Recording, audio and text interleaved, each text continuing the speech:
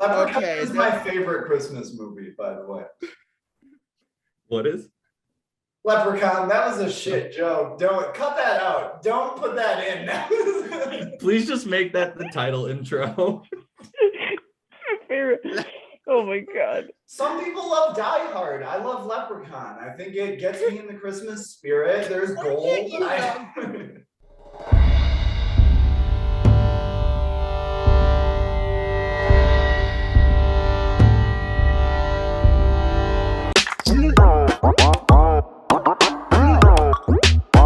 It was the fright before Christmas when all through the town, not a person was safe, not even the crown. The children were shaking, all cold in their beds, while visions of past sins played in their heads. When something made observers forlorn, a shadowy cloak over a coving horn, with a vacant stare so monstrous, I knew in a moment it must be Krampus. More rapid than eagles, he let out a shriek, and he screamed, he howled, and he started to speak. Oh, defiant the dour, the pathetic and vexing. I'll kill them, I'll cut them, I'll damn all by blitzing. So into the darkness the strange monster flew, to slay the wicked among us, the lacking in spirit too.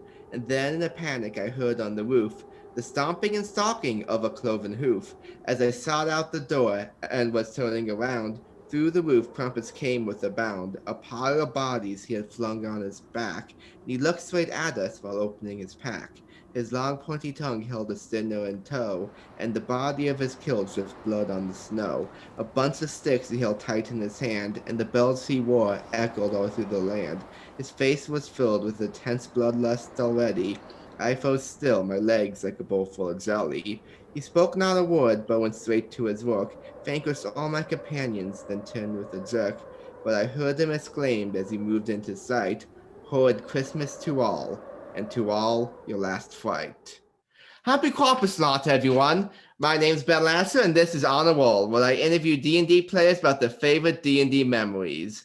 And for those who don't know, Santa isn't the only Christmas mascot. According to the folklore of Germany and Austria, Saint Nick had a devilish companion named Krampus. While Saint Nick's job was to reward children who behaved, Krampus was made to punish children who misbehaved. These punishments ranged from giving them coal to straight up homicide, depending on which specific story you looked at. And today we're going to talk to a lot of people I used to play a game with and talk about the time they fought Krampus in D&D. We got Tyson, Zach, and Brandon. Say hi, everyone. Hello. Hello. Hey. These guys are all great content creators. I've worked with them before. They're all wonderful. Except Tyson, I hate that guy, but still. Your poem was wonderful, dude. What a great intro. That was sick. That was really good, yeah. That was Thank awesome. you, I appreciate it.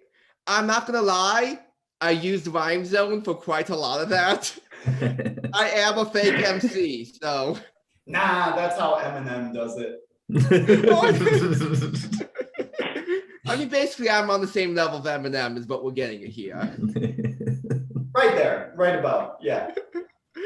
As long as I'm above MV Kelly, I can sleep well tonight. Oh, the most embarrassing thing about 2021 was he was my most listened to artist on Spotify. You know what? I saw that. We all have stuff in our Spotify history we're not proud of. Yeah, forget my internet browsing history. Just delete Spotify off my phone. Listen, I got a lot of weeb shit to my Spotify. I get it.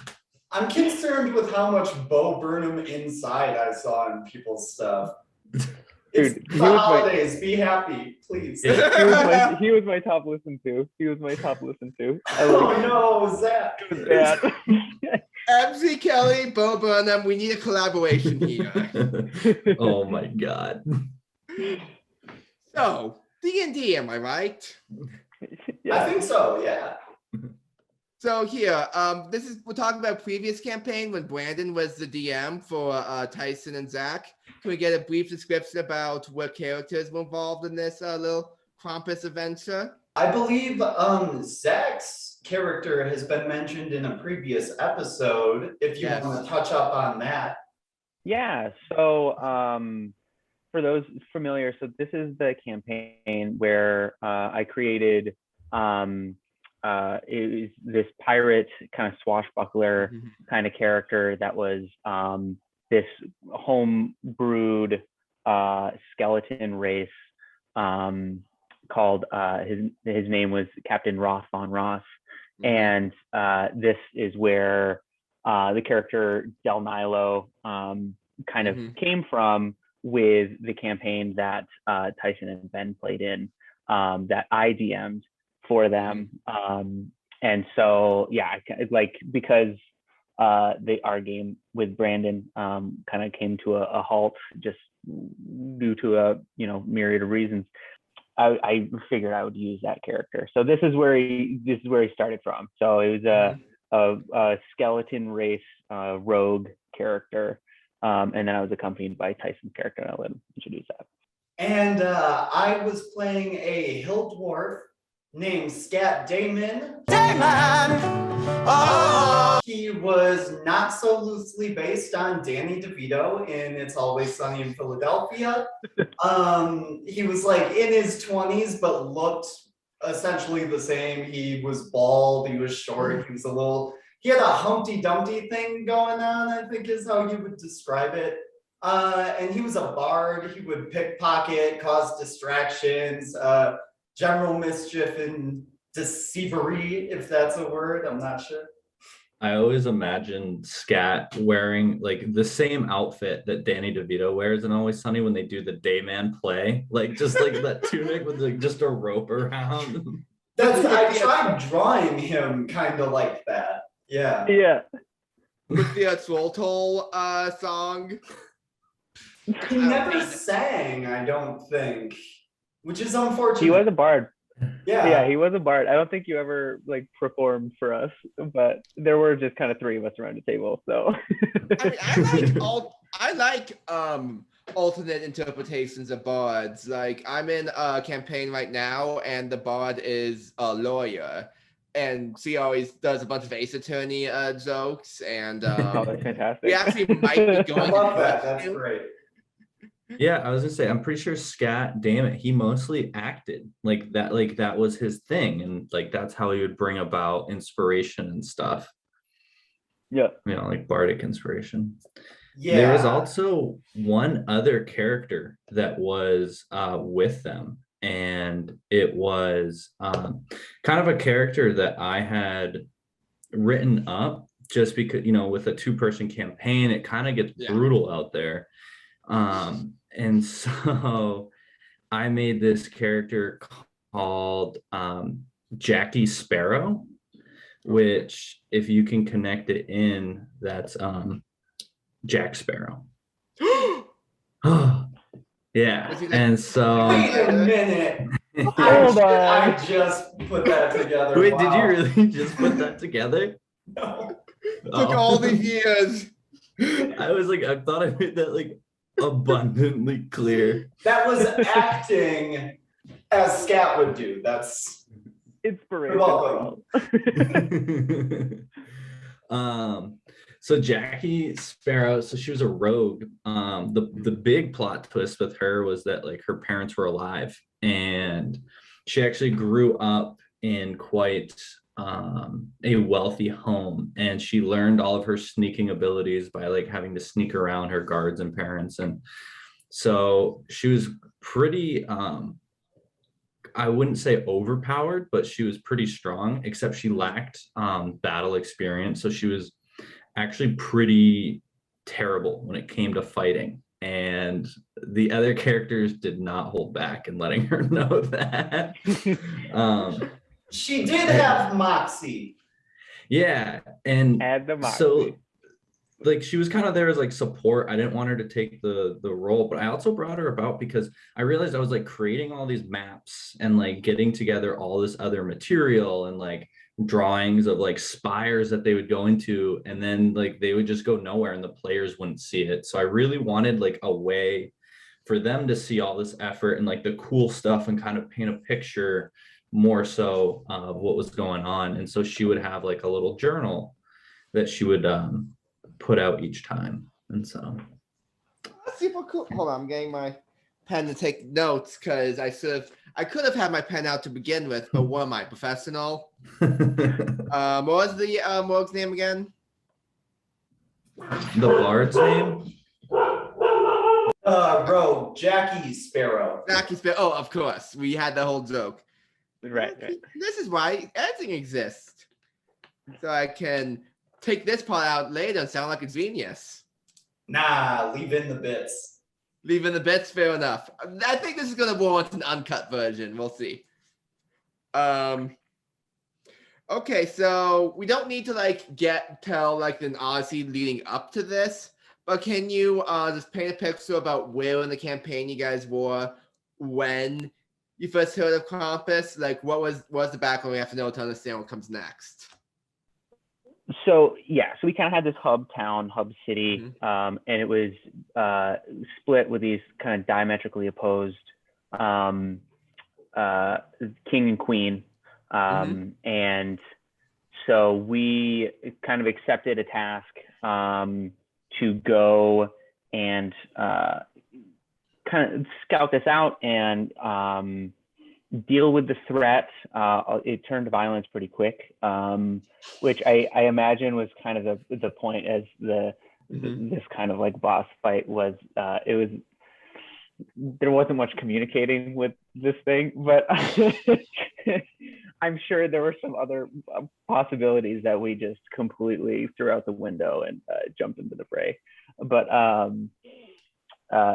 so we kind of got this task in defeating this giant beast to gain access to some items and stuff like that. So you didn't know it was Krampus going into it.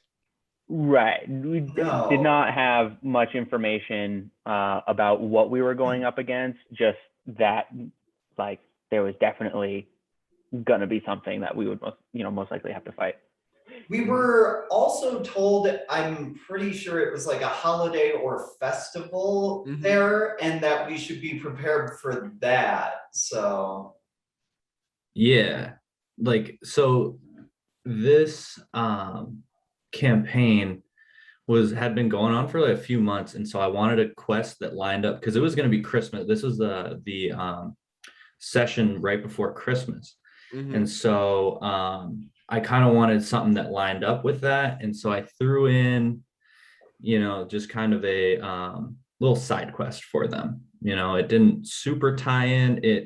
It bridged and branched out more of the map for them without giving away too much of the other stuff.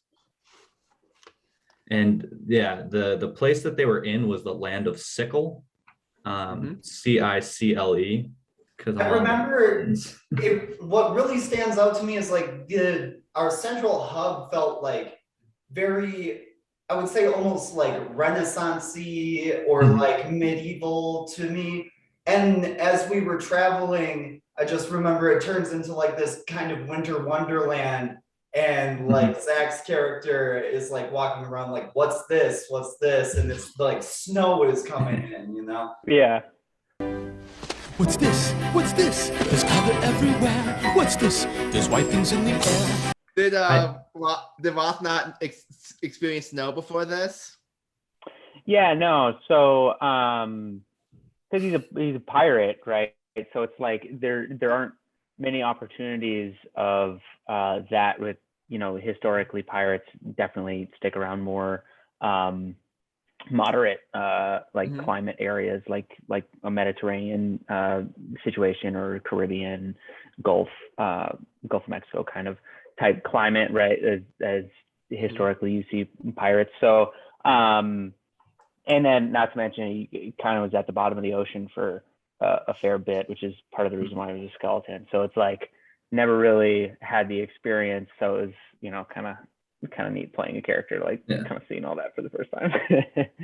And was this holiday you guys were experiencing, did you actually say Christmas, or was it Christmas's not copyright safe equivalent, Life Day? It was the Kringle Fest, actually.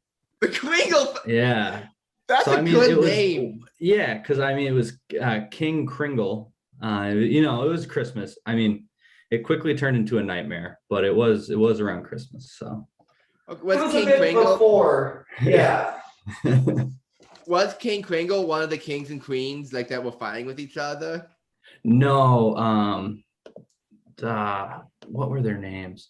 So they were in the city was force kept city. And it was like forcibly kept together.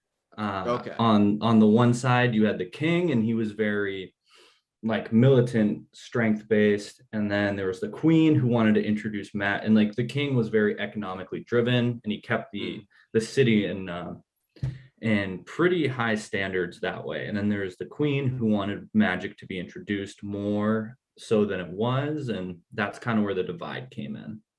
Sounds like a family that just needs a diverse lawyer already. Okay, Tyson, your character has Scott Damon had a background as a performer, as kind of a guy who used to entertain crowds. How did he feel about this copyright safe holiday season Kringle Fest? I think on the walk up just amped. Like there's probably going to be some kind of show or music. There's going to be a lot of pockets to pick. There's going to be people to drink with, all the holiday festivities. And then when we got there, it was a straight up blizzard. It was like you couldn't even see, and all the houses were abandoned on the walk up to what I think it was like a big factory is almost what it looked like. So we were checking these houses, not really knowing what we were getting into. No one's home, all the lights are off. And yeah, and then we just see people in the distance, kind of figures through the snow. Did you post the figures? I think we held back. I don't know why, but I was like really nervous to run in there blind. We also had a little bit of like a liability with us, whereas like definitely if we got too close, then Jackie Sparrow would have just like, it's like the wizard casting fireball. You're just like, we may as well just stay out of range so that like nothing bad happens.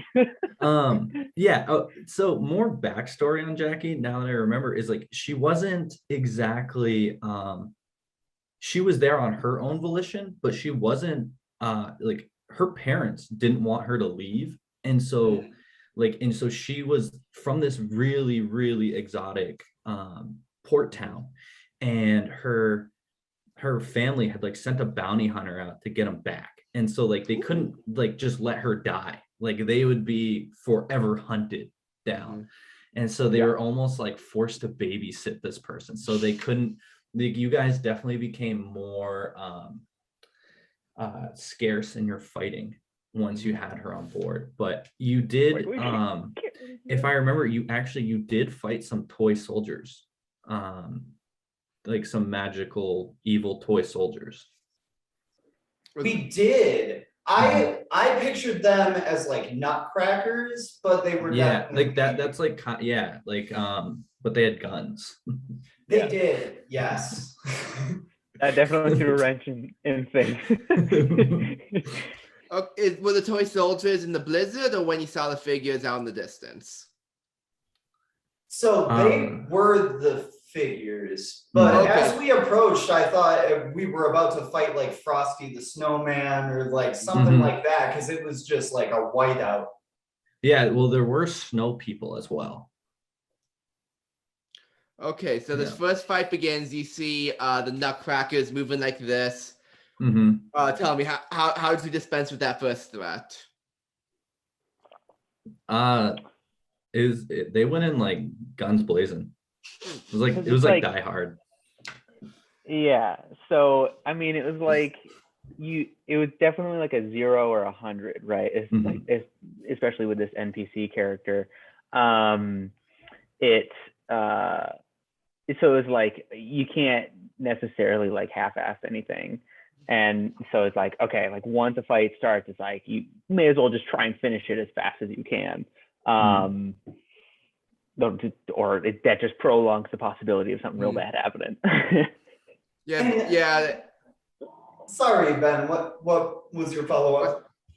Because you had an NPC to protect. You had what's her name from Resident Evil 4? Oh my god.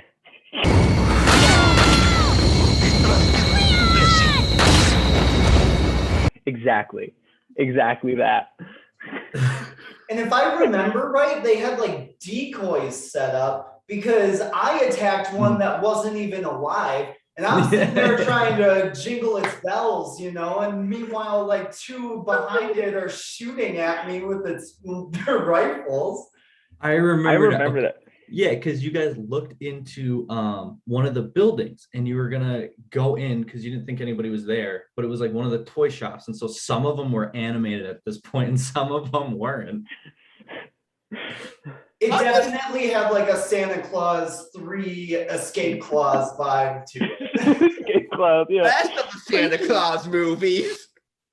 I'm just picturing like Scat just in this army of toys trying to kill him, just pick some innocent action figure, just beating it against the wall. That's like kind of what it was, and like I just had to eventually be like, dude, that one's not Like, right. I know, it's like, Oh, you I had don't to? believe you. I just kept hitting it. I was like, no, it's gonna be alive at some point. like after numerous failed perception checks, it's just like at that point the DM just has to be like, all right, dude, you gotta like take it easy. Yeah, Scat was a talker, not a thinker. So, okay, question for the players. You see a bunch of Christmas-themed toys had taken over this town and assumably killed the people who were there. Did you put together what was possibly coming next, or did you, we still pretty much in the dark? I had a feeling it would be related to the big guy somehow, but I was thinking almost like Robo Santa from Futurama in a D&D scape, you know?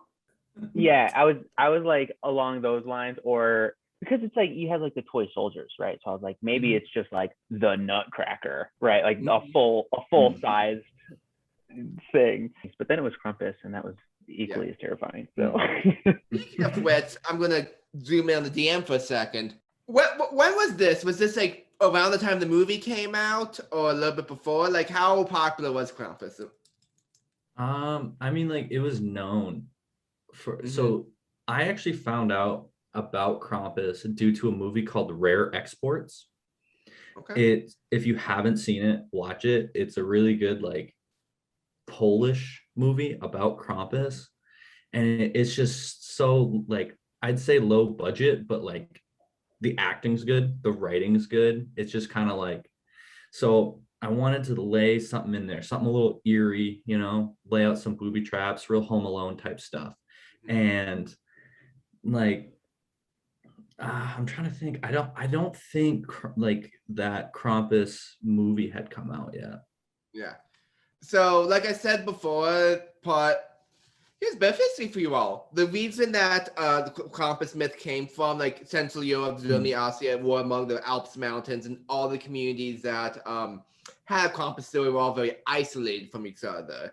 So Krampus can be very different depending on which village's story it was. What does the Branden Morningstar version of Krampus look like? Let me drop a picture in the chat. Oh, please. He kind of, I imagined him as like this big gremlin looking motherfucker, you know? Like, yeah, pretty much. Like dark fur, but like a spooky, like wrinkled up face. I don't know. Yeah, like that's kind of how it was. Like I guess like if Santana was like had horns and hooves, like. Did you say Santana? Yes. what the? I need a quick Google Santana. Hold on a second. Like the musical artist Santana? Like Carlos Santana, I believe Grammy award-winning musical artist. Hold on. Okay, hold That on. is not what I pictured, and I apologize for saying gremlin-looking motherfucker, because Carlos Santana is super talented. You know, I'm not going to use yeah, the picture now, Brandon. I'm just going to take a picture of Santana and just crudely Photoshop horns over him now. It's going to be amazing. That's actually the photo I have, is I just photoshopped horns. But I'm like now realizing I meant to say Slash and not Santana. Oh, Slash. That makes more sense. Okay, there you go. And hey, look at that. A lot of the details I put in my poem ended up here. So that just all works Yes. out. So, you know, it's like kind of goat-like, very hairy horns, dark, evil. I mean, like, yeah, he's a little bit of a prankster, but he was also building a toy army to deliver to kids to like just straight up like steal the kids away and murk the parents. So, you know, he's a bit of a funny guy. As you do. Did you have a voice for him? I probably did at the time. You don't have a Krampus voice for us? All right. Let me see. Let me dig up. I think I still have some of the things he would say. All right. So one of the things he has is magical darkness, which actually proved to be very crappy for the party. I mean, that was terrible. So the monster turns and looks right at the group and lets out a huge roar. His roar extinguishes the candles and plunges the large workshop into darkness. While in darkness, you hear, "Are you afraid of the dark?" Yeah. That's legit. Yeah, menacing, dude. Okay, so so your Krampus could speak. He didn't really have a whole lot of vocabulary, but he said a few things. He knew his ABCs, aberration, beatings, and cuttings. Yeah. One of the things he says is the children will only be getting pain. Yeah. I didn't teach them with that. Listen, I've had a talk with Generation Z for a little bit before. I understand where Krampus is coming from, I'll be honest. Okay, so now that we know what was lurking in the background, how soon after the action figure onslaught did you actually see the big green guy? I want to say it was about halfway through because we cleared outside like all the toy soldiers and then we tried to sneak inside and there were more toy soldiers and I think snow people building toy soldiers, right? It was like a factory to build. It was like a factory. It wasn't snow people. It was actually Jack Frost. Martin saw Jack Frost. It was the Kringles. The Kringles, they were like the elves, but they weren't called elves. They were basically I was wondering if there were elves there. They were gnomes. You know, and so they were elves. Except elves actually already exist in D&D and they are tall, very powerful creatures. And elves in that kind of story were smaller and stuff. So I used gnomes and actually Kringle, since he is a large gnome, he is a weirdly large, he's almost, so for his size, he's like about human size, but he's very plump, and so he Krampus actually took the gnomes and they had him under a spell and they were making more toys for Krampus, evil ones that he would animate and send out. And so they had to fight them. And then but also did you guys, I think you realized halfway through that they were under some kind of spell and that you shouldn't fight them. Yeah, because it was Sorry, go Zach. Right. Yeah, well, it was because with some of the things we were doing, it was a very kind of hypnotic kind of state, right? So it was they would kind of fight back, but for the most part, it was just focused on building as opposed to any sort of outside threat. So I think, at that point, we were just maybe let's not just kill innocents. Yeah, it was non-lethal damage to get them to stop building things that will kill you. Right. Yeah. I think right around the time we figured out we shouldn't kill those guys was when he showed up. Yeah. It was, right as we were kind of figuring out exactly kind of what was going on. It was, big baddie. Big baddie was there. Okay, paint me the scene. You have just subdued these gnomes, making sure they couldn't make any more evil tones, and you hear well, so tell me about the reveal.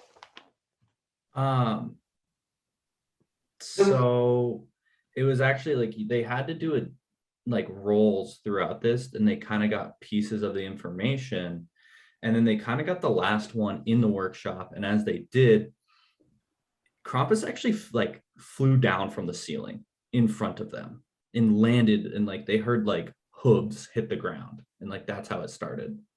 Holy shit, I didn't know that. My poem was weirdly accurate. Yeah. You do your research. Don't lie. You have sources. I went deep into Krampus to prepare for this. I did. So you guys see Krampus. You roll for initiative. Tell me what the bring me at the beginning of the fight. Did you guys open up strong? Were you kicking his ass? Did he kick your ass? What were some of the first moves used? I mean, it was because at that point, it was a lot of, like, as we were kind of mentioning before, like we had that NPC with us. And so that was like really stressful, but then the number of lives just kept growing that we had to like make sure not to do bad things to. And especially like in that confined space, it just like kind of grew and grew and grew.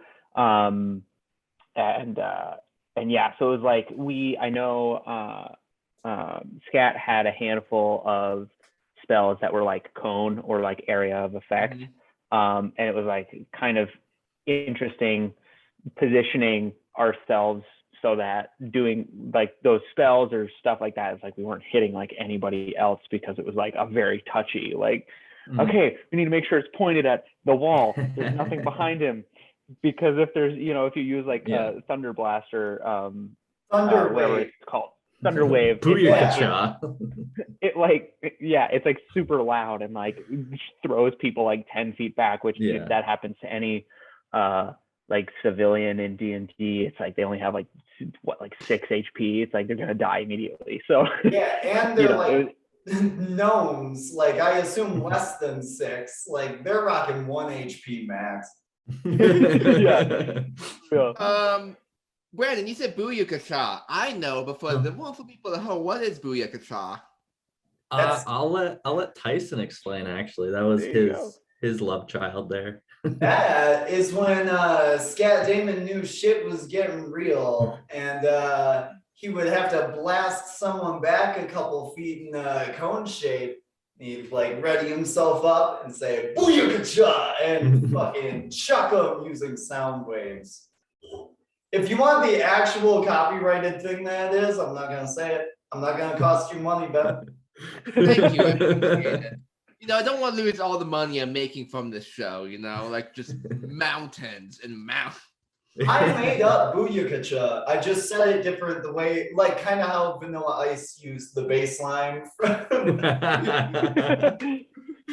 Under Pressure. Yeah, you were just sampling, right? Exactly. Yeah, all good artists do. Exactly. It was the cadence, not the word. It's different. Okay, so we got the Sorcerer. We got the Sorcerer using his AoE, trying his best not to hit the little orphans. I don't know if they're actually orphans, but for the purposes of the story, it's better if they are. Like Annie. Well, did you hit any of them? I don't know. When you're caught up in the moment, you're not really paying attention. It was dark. There's magical darkness. I will say it went from White Christmas to Black Christmas real quick. You cast like that spell, and the whole thing was like as dark as possible. You couldn't see anything. So yeah, Krampus does his move. He uses his magic to make everything dark. We got Skeleton and a Dwarf. I don't think either of those guys have dark vision, unless I'm mistaken. Actually, technically, dwarves and the race, like the homebrew race, did have dark vision, but because it was magical darkness, it negated it, so it didn't work. It was just too dark. Yeah. Something about this that's so black. It's like, how much more black could this be? And the answer is none. None Is that good? more black. Is that- Okay, so you guys get a few good hits on Krampus. He snaps his fingers. Boom! It's all dark. How does that affect you guys? How do you compensate? I hit my D&D go-to and I start something on fire. I remember very specifically immediately starting something on fire. Yeah. I'm pretty sure at the end of that fight, the building was on fire. Like it was just burning down as we were finishing it up. Like, it's just I have thought about how to portray the ending of this since Tyson asked me to come on and like do this show, because it was one so bizarre. I have never encountered a player ever doing that. And like we'll get to that in a bit. Okay, so Tyson, you set stuff on fire to get light to see. Is that what you're thinking? Yeah, but also because fires are fun.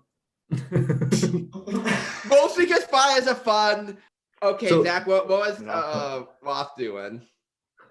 I think at that point, because it was just kind of chaotic, I was just trying to dish out as much damage as I could. Like in true like martial player fashion.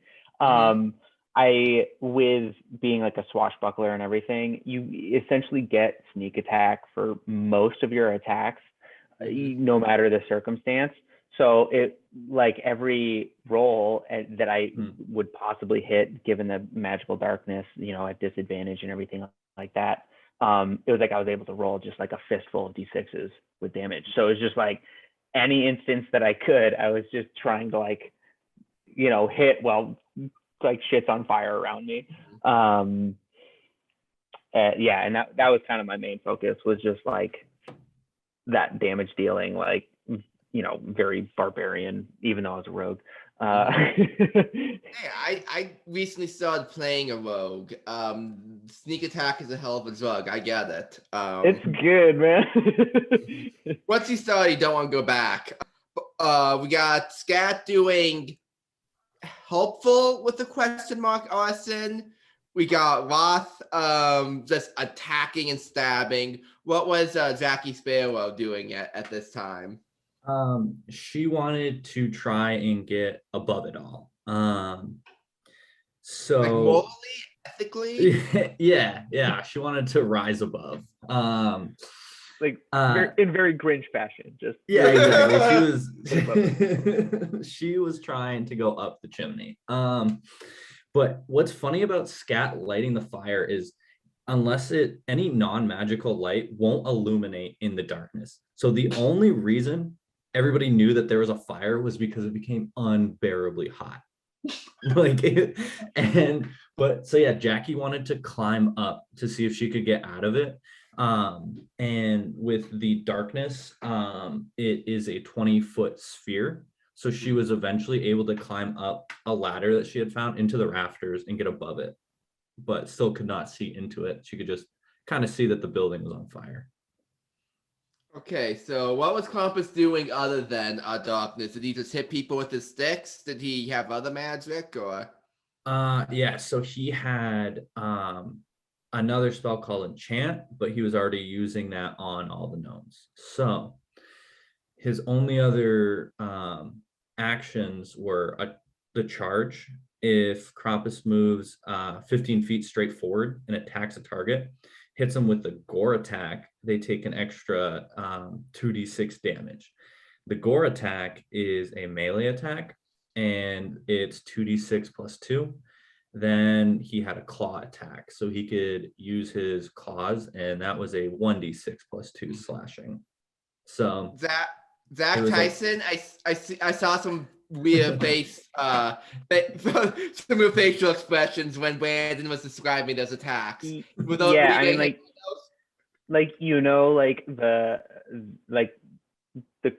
the drug feeling of rolling a fistful of D6s with a sneak attack. It's like the complete opposite of that when the DM's like, all right, here's a fistful of D6s, and they just roll it for your own damage.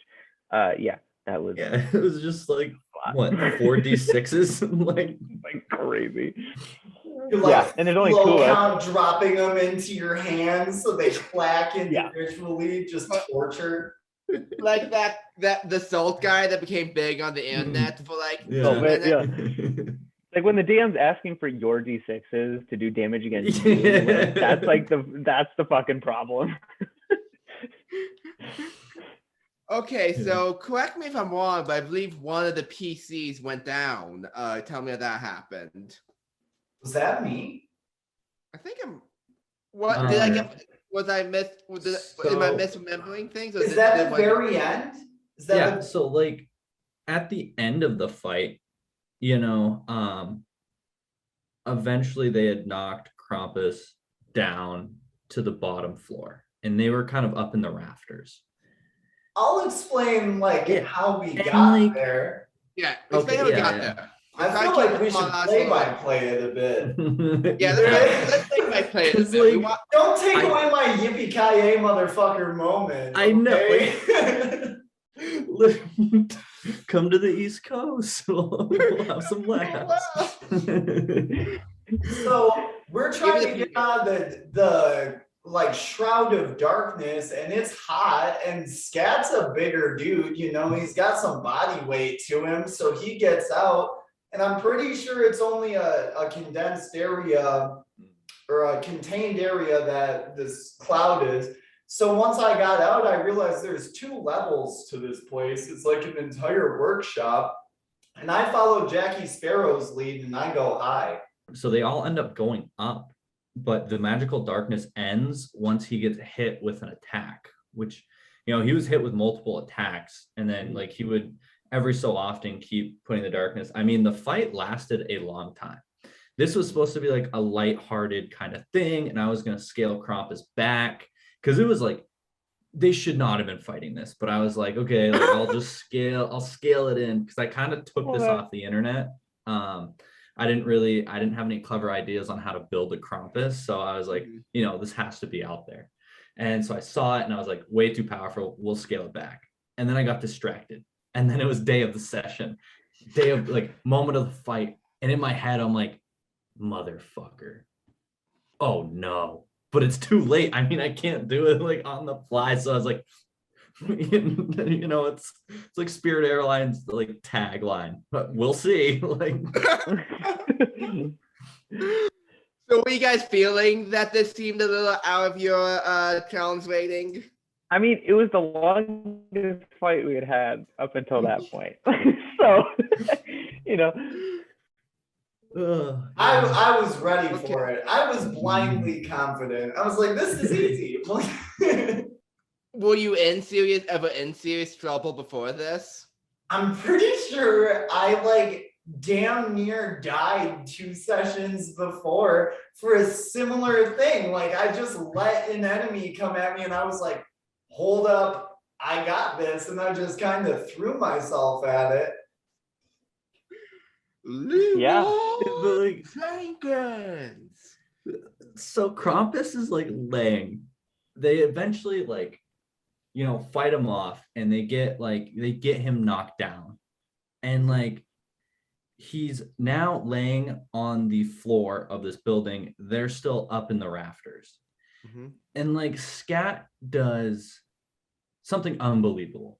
I've never had a player do this. I can only describe as a WWE finisher. Tyson, can you please explain what Scat Damon did? Yeah, I'm pretty sure I came in with that straight, like full body weight elbow drop on top of him. I was taking him out. I was going, if I died, I was at like 2 health, I'm pretty sure. Because Yeah, you were like so they were messing me up while I was beating up the one that wasn't even alive. yeah. So yeah, like Jackie is, I think she was unconscious at this point. The building's on fire, total mayhem. They have to either put the building out, get the elves out. Like there's so much, and like it really showcased that like Scat truly cared about people and just didn't show it because he was like he knew he was gonna die. And as the DM, I was like, okay, I gotta tally this up. It's 1d6 per 10 feet drop, and like I was like, it's X amount of feet up. Like, are you sure? I think the last thing I asked before I executed the move was like, do I gain dice because of the fall? Like, am I gaining momentum? And he was like, yeah, I think so. I was like, so fall damage is added to this attack. At that point, it didn't even matter if you were elbowing. You could have belly flopped and done the same thing. Yeah, it would have taken a miracle on 34th Street to survive that, dude.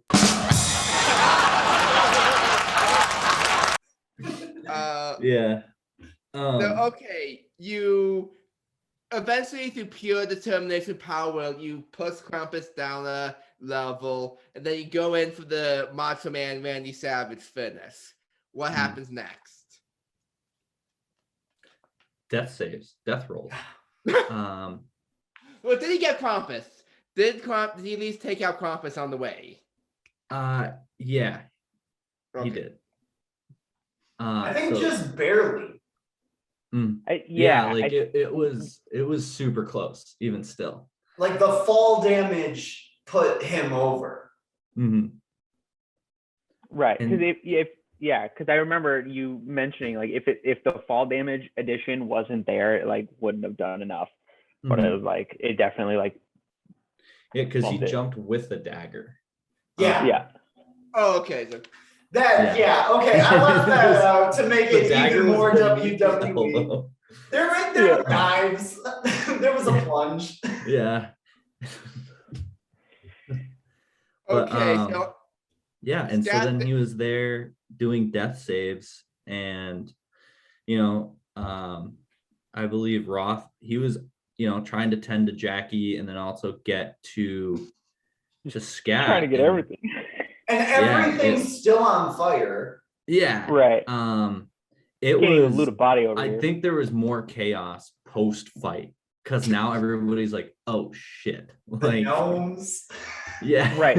It's like you gotta like roll for the gnomes, roll for the fire, roll for the NPC, roll for Scat, like roll for like strength to like pull people out, dexterity to avoid the like it was just I think like immediately after the fight was just as hectic as like the fight itself.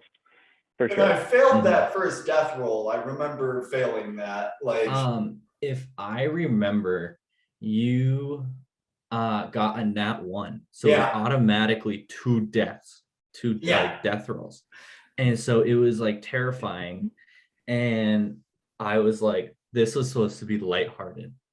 It was a one-off. This was just a little side quest, just a little adventure, 20 minutes in and out.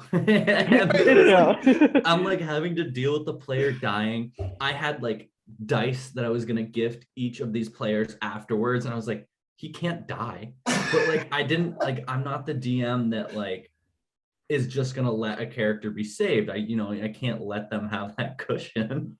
And so I was just like stuck there. I was like, holy shit, this is gonna make this really weird afterwards.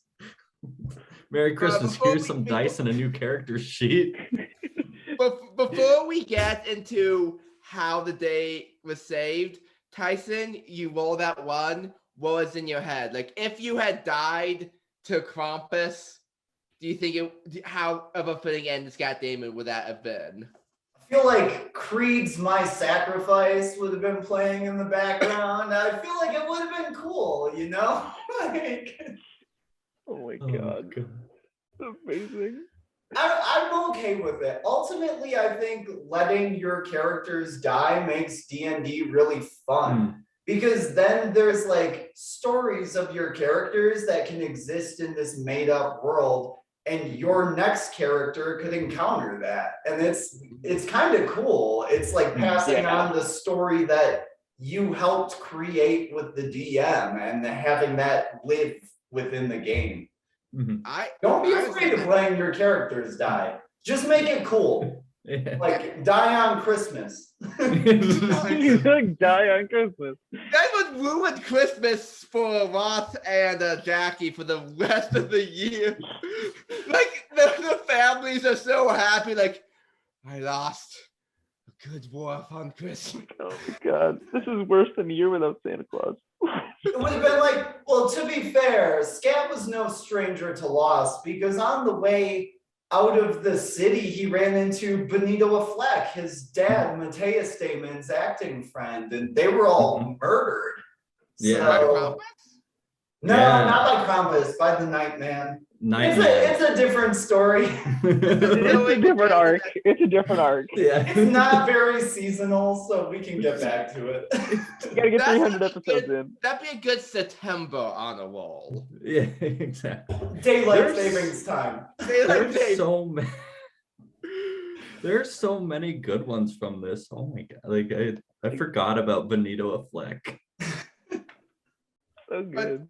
Focusing on okay, Oh, so Krampus is dead. Scat Damon is bleeding out on Krampus. Well, Krampus isn't quite dead.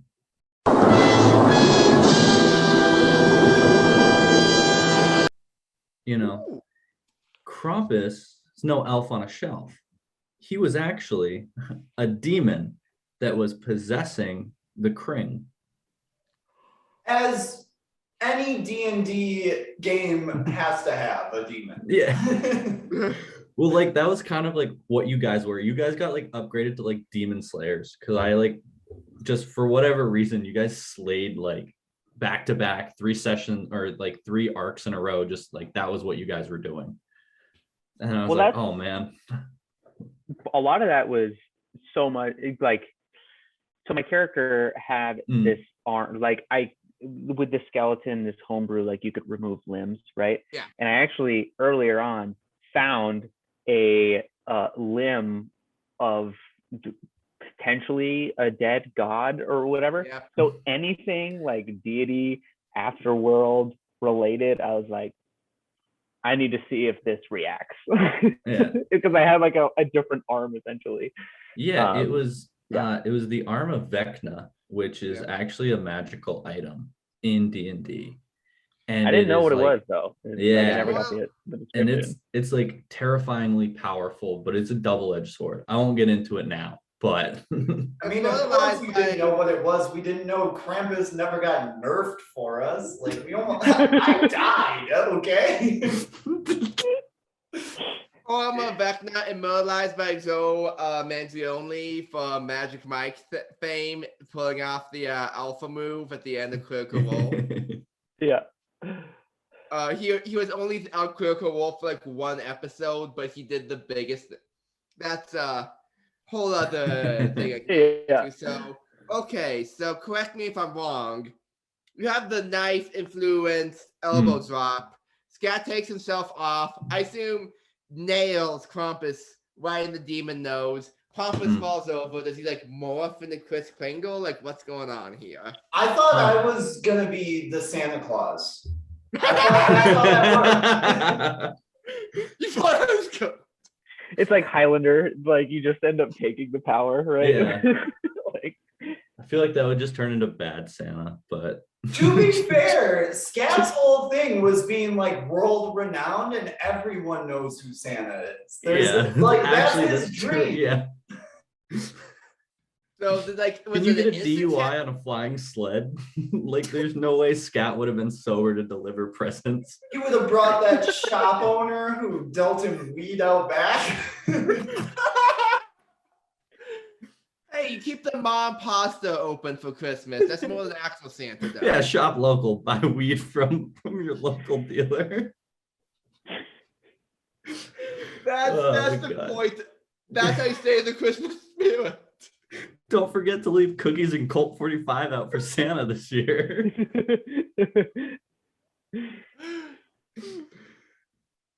Okay, so what was like the transformation back like? Oh, okay. So Zach After- pulled me out of there like red at the end of Pineapple Express, if you've ever seen that. Like, I'm pretty sure I was still dying, like rolling, as Zach was dragging me out of like like I this couldn't do factory. anything. I had no heals, right? Because I was like a martial class. I had no items to do anything. It was just like, all right, let's just get out of the fire, I guess. yeah, I'm pretty sure we were like well, you can just try a first aid check and see how well you do. And like you passed Medicine check. it like pretty well. And so we're like, all right, he's stable. Like he's barely alive, but you know, he's there. I imagine you like slapped me hard enough for me to be like, well, what happened? Whoa. Now hold on. Roth got Scat out of there. I see we got Jackie out of there as well.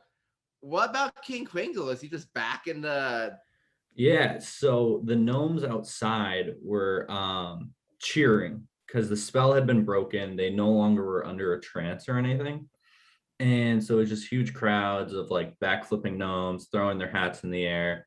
Like, I don't think they were phased by the arson that had taken place, you know?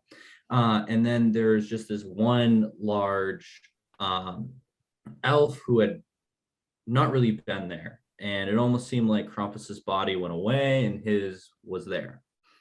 And so then he introduces himself as the Kring, and he was just a very jolly gnome, big white hair, beard, you know, red coat. Yeah. The Kring cracks me up so hard. I am the Kring. Yeah. Isn't there some alien race named that in some sci-fi show? Probably. I wouldn't be surprised. I was like, it's the Oh, gnome it's the king. Okay, so the Kring is up. He's free of the curse of Krampus. You free the elves. So it basically means the Kring was able to make all the toys and go on the realm and save Christmas, correct? Yeah. No, I mean, we fought him then. Scat was like, my Batman. bloodlust knows no bounds. We just burned down the rest of the village. I have a hunger only hands can satisfy. No, I think we saved Christmas, just like Ernest. Yeah. Yeah, so before the Kring's departure, he actually gave them gifts. If I remember, Scat got a flask, and once per day it would fill up with a liquid of his choosing, and there was different things he could choose. Oh man, what was it? There was like gift. I don't even remember at this point. I know like oil was one of them. It was like oil, water. I almost want to say like a booze. It was like beer. Like one of them Mostly was like booze. some sort of liquor. Yeah, I think it was liquor, any kind of liquor, beer, oil, or water. So basically it was just liquor. I think we mostly used it for liquor. One time oil, but that's because I had to light another fire. Yeah, I mean, you had to light some on fire. Yeah. You already had a recipe. I mean that. Yeah. Yeah. And then Roth got a sextant that gave him +1 to perception when he looked through it, because he was a very piratey pirate. For those who are immature in the audience, please explain what that is. No, it means he had sex a ton. Yeah, What else if you do you went, say? if you got sex ed in Texas, it means you had sex a ton. A Cat sextant. was so jealous. He's like, "That's what he gets, and I get stupid flask." That's what. Come on. Yeah, a sextant's like the triangle thing with the little half circle under it, and you use it in seafaring to is it you measure the stars, right? Is that what it is? Or seal? It's a way to find certain coordinates and like your bearing It's a navigational tool during the day. Well, yeah, I knew it was a navigational tool. I just didn't know if it was for stars or if it was like you could use it during the day as well, because you measure the sea, and I don't know. Turns out none of us know what a sextant is. I know what it looks like. Merry If you in Christmas. the comments know what a sexaton is, Mary Chrysler. Mary Chrysler. If you in the comments know what a sexaton is, please put the link in the description below. We will be filtering out all porn sites. Send Ben pictures of your sexton. Tag every single one NSFW, so he has to click on everyone. You know what, Matt? That's the gift that keeps on giving right there. No, I didn't expect ho ho ho's like this, but I'm not gonna. Man, this is just deteriorated beyond my control. I'll rope it back a little bit because like this adventure kind of ended the same way it always does. They usually like burn something down to face public property, but like everybody's so preoccupied with like what they had done that they're like, destroy a water fountain, whatever, we killed the thing in it, move on. Yeah. Like We're kind of like the Avengers first like 4 movies that way, where the property damage never mattered as long as he like beat the villain in the end. It was okay. SpongeBob meme, we saved the city. We saved the city on fire. Yeah. Okay, so you say Christmas is saved, you go back to the kingdom. Were there any lingering repercussions from this Christmas themed adventure? God, no. No. Why would you put repercussions in a D&D game? Are you kidding? I mean, outside of the items, like you got to use the items. Yeah. We took the items with us. We only took the good things. The terrible holiday memories? I don't know. But like you guys definitely had repercussions on the way, but like they were lined up and it was like a freight train coming, and then like Christmas happened and then everybody like went back to school, and so we kind of like stopped and like, but yeah, like that Vecna's arm is like not something you should really mess with. Like it's cool, but like, and then Scat had like the whole gnome kingdom thing that he was gonna try and control, and boy would that have been fun. Wait, you tried to like not gnome, what were you, dwarf kingdom, like it was his whole backstory. Yeah. All of these sound like a bunch of great adventures for another time. I guess it's gonna be mostly Brandon, but the players can jump in and add if they so wish. I'll chime in. Oh, definitely. That's why I bring you around. How was your what were your expectations of including Krampus as a one-off D&D villain? How did those expectations clash with what actually happened? It was like when Troy leaves the apartment to get the pizza and then comes back and like somebody's shot, like everything's on fire. Like it was supposed to be lighthearted and like fun, and like it kind of was. Like they defeated toy soldiers relatively easily and like everything was going smooth, and then like Krampus comes about and like just obliterates. Like they put up a really good fight, but it was just like it was brutal. It was supposed to be lighthearted and it wasn't. It was intense. Yeah, like I got worried. I was sweating in the middle of winter. It's kind of like the movie It's a Wonderful Life, where you find out halfway through it's about him wanting to commit suicide. It got real dark real fast, okay? But it ended happy. It came around at the end. As long as it ends happy, you can show it to children. That's the Disney motto. Did you give them any like easy outs, like a brick falls on Krampus's head and stuns him, or did they have to fight out themselves? I gave that, like I pulled a few punches, like if it was like if it The players are shaking their heads vehemently right now. I disagree wholeheartedly. I pulled a punch, but like he was wearing brass knuckles, so there's only so much you can do.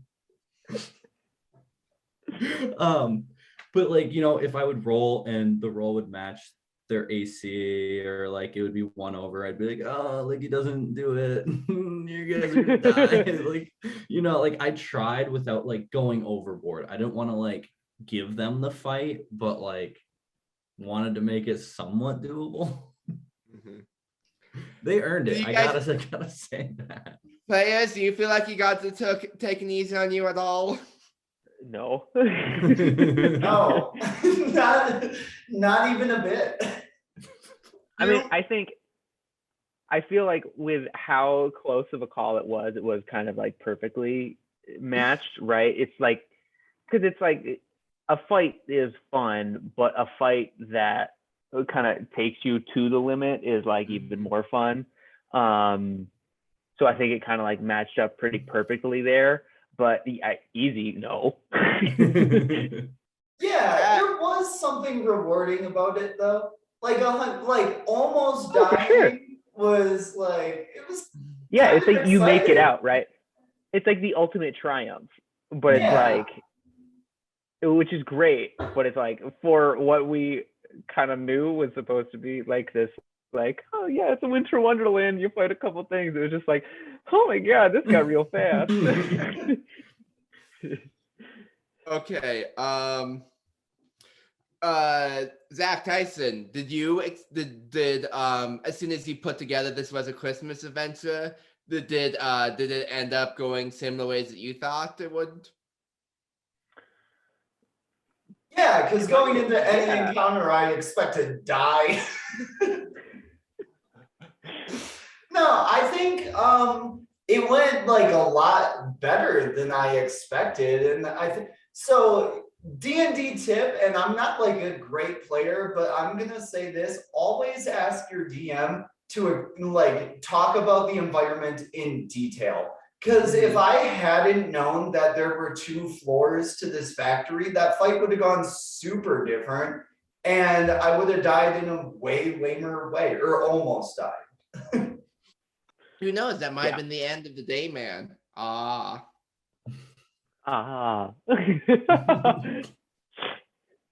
Well, I've also played in a holiday one-shot once, won by the one and only Zach. And that was more Halloween themed. A little suburban paranoia plus demons. It was fun. So I was wondering, do you guys have any tips for people at home wanting to do a holiday themed one-off? Yeah, just dive in. Just do it. It can't be bad. Do it. Like, if it's a one-off, I mean, like a ton of preparation is great, but you're probably not going to use like a ton of it. I say like get your like stats you need in front of you and then be ready for it to not go how you expect at all. Like embrace the goofy, because that's what makes the game fun, is like all the bizarre requests that players make. And if you resist that, you're losing out on a lot of the excitement of the game. Right. Okay. I mean, like holidays are kind of like inherently goofy. So it's like if you're trying to be like uber serious and all your players are trying to be like relatively goofy with it, like obviously there's gonna be some disconnect there. But And the greatest gift of all is the friends you make along the way. exactly. The dark, edgy Christmas special. This is Creed's Christmas. Creed's Christmas.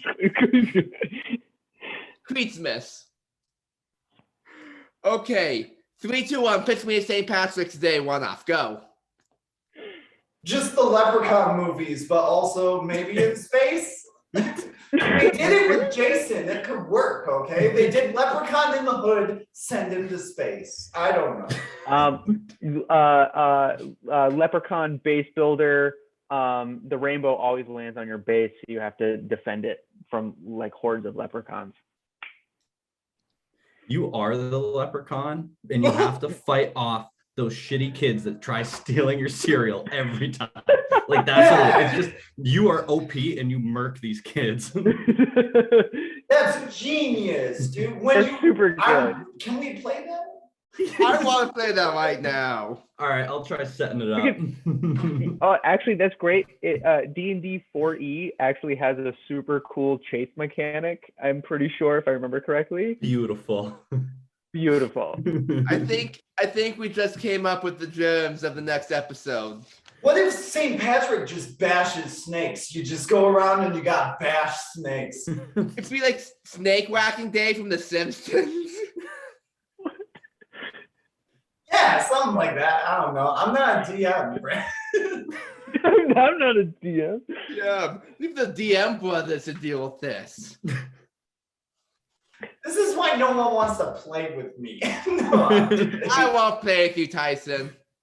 Just gonna make the most cracked out D&D session for St. Patrick's Day. You have to can fight the only rainbow. pay for Just things make- in pots of gold. I feel like your HP increases for every green beer you drink in real life. Yes. Every Jesus. damage we take, you have to every one like 5 points of damage. You have to do a shot of Jameson. You get HP for the ounce. The DM can at any point in time throw Skittles at you and say, taste the rainbow. And then you just have to kind of accept that. Holy shit. Okay, coming at you in March, the honor roll St. Patty's Day special one-off. Perfect. Mark Davis. I'll try to track him down. Is he still alive? What? Just cameo. See how much his cameo is for like a whole night of D&D. All night. Get him for the whole night. I'm talking 8 hours. I want the full, full Leprechaun series worth of content. Leprechaun Okay, is my favorite Christmas movie, by the way. What is? Leprechaun, that was a shit joke. Don't cut that out. Don't put that in. Please just make that the title intro. Favorite. Oh my god. Some people love Die Hard. I love Leprechaun. I think it gets me in the Christmas spirit. There's gold. Why can't you love both? Porque no los dos. Okay, who would win a fight? The leprechaun from the Leprechaun, Warwick Davis Leprechaun, or the turkey from Thanksgiving? I don't know. That's a toss-up. I feel like Leprechaun, just because he has like fingers and can like open doors. But like if he can shut himself into a room and just wait for the turkey from Thanksgiving to tire itself out, he's got it. And then he just grabs the neck, and I think you just like give it a. We don't have to talk about how to murder a turkey. Okay. This is an every holiday special. This is a true holiday special. We're talking about every holiday. There's Okay, so Really much jumping good, into the nuance of this fight here. Yeah, Like, there's so much really. good cold open footage here. Like, Oh, there's definitely gonna be an unedited version of this. Okay, is there So you anything just else? grab him by the neck and just right. we're not gonna go into that. That's for the Thanksgiving one off. The Thanksgiving one off, you grab him by the neck and you just whip him around a little bit. Cut off his head, Now but I you won't got a realize flail. it for today. Okay, is there anything else about Christmas, this adventure you guys shared, D&D, or anything else in the whole world you guys want to say before we wrap up? Because this already went over the time estimation I gave Tyson, so. Oh, fantastic. I still use the dice you got. What's that thing? Yeah. Oh, that's cool. It's good. New Oh, pirate great. theme. Air pirate team. It's great. Yeah, I don't know. Have fun if you're doing a holiday session. Shoot, man. Like it's Christmas. I feel like just embrace that it's nerdy and don't be like weird about that. Like everyone's not nerdy cousin also loves Star Wars. So why can't you just tell a story with your family and act out murdering Krampus together? That brings families together. There's no place like home for the holidays to murder Krampus. Aw. You know what? I'm gonna go one step further. Why don't you just stop pretending to murder Krampus with your family and just murder Krampus with your family? That's the move. They're like Home Alone 2, that bad boy. Just You set mean them all Home up. Sweet Home Alone, the new classic? Exactly. Killing Krampus is the ultimate Christmas story. Like, share that with your friends and family. And then kill Santa right after. Become him. Become Do it. Take him. the suit. Put it on. There's nothing more American than just being like, I want to be Santa. I am him now. I am him now. There taking can that only be mantle. one. Yeah, exactly. I'm You wearing wield the a hat. I claymore. think I got There the can only be claymore. one. Yeah. I'm pretty sure Santa wins capitalism. So do it. Be Santa. I think he's the most socialist person there is. He just gives, dude. Yeah, but Dude, how does that'd he be get the huge. materials? That's got to be government funded. Shit, and he doesn't pay the elves. Like, I He doubt does they're not on pay- a. No. If we really break down that Santa's Santa's bad, we're gonna not gonna get, have his anyone head, watch this video. We gotta chill. That's like right. That's like borderline like corporation town. Yeah. Anyways, stuff. roll the Listen. click clack rocks, do math with your friends, and hallucinate the whole time. It's beautiful. It's a fun game. That's just the best way that I can put it. Is just do math with your friends. Just do math with your friends. I never Well, viewed it as in math, conclusion- so just roll dice and make things up. They'll tell you if it works. D&D Beyond would do the math for Oh, you. beautiful. Do as much math as you feel comfortable with. Beautiful. Perfect. Forget your bonuses. Who cares? Just go at it. Don't remember you have an extra attack. Make your DM quit D&D. That's how you win. Throw yourself Efficiency off, bonus. Who cares? Okay, I want to thank everyone for sitting by for watching this video. I know you could have been watching Seth Rogen Santa Inc. I know you made the hard choice to watch this instead, so I know that thank you for that. I Please love subscribe. Seth Rogen, but it was a miss. I'm sorry. Hey, listen, you can love a celebrity while not loving everything they've done. I love Quentin Tarantino. 4 Rooms was a miss. Robert Rodriguez's part was good. Okay, the last 2 were good. The first 2, the last 2 were good. The last 2 is half the movie. If half the movie is good, the movie's good. That's math, Ben. Okay, fair. That's math, man. I don't do math, Tyson. I told you I don't do math. We have a You round up at 0.5. Come on. I am an English major. I do not do the math. Then I'll So, spell it out for you if that. No. You. That's all I ask. Okay. Yes, numbers, the letters of math. For the last fucking time, nobody said there'd be math! I blame our schools! Like, subscribe. You can dislike if you want. I'm not going to be able to see that anymore. And love you all. Goodbye. Happy holidays. Happy Happy holidays. Kwanzaa.